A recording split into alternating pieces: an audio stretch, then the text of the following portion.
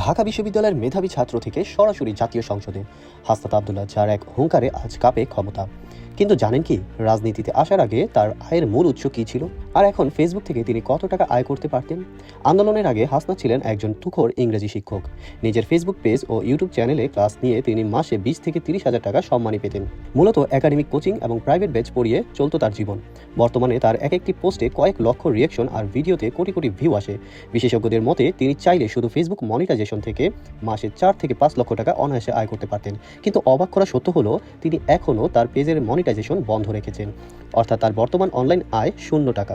তিনি শেখ হাসিনাকে ফ্যাসিবাদ বলে ঘৃণা করেন, কারণ তার মতে এই সরকার সহযোদ্ধা ওসমান হাদির মতো তরুণদের রক্ত ঝরিয়েছে। অন্যদিকে খালেদা জিয়ার লড়াইকে তিনি সম্মান করেন। হাদি হত্যার বিচারে হাসনাত ও ঝুমা আজও রাজপথে একাট্টা। হাসনাতের এই নির্লোভ ও সাহসী নেতৃত্ব কি আপনার ভালো লাগে? এমন আরও ইনফরমেটিভ ভিডিও পেতে এখনই আমার চ্যানেলটি সাবস্ক্রাইব ও ফেসবুক পেজটি ফলো দিয়ে পাশে থাকুন।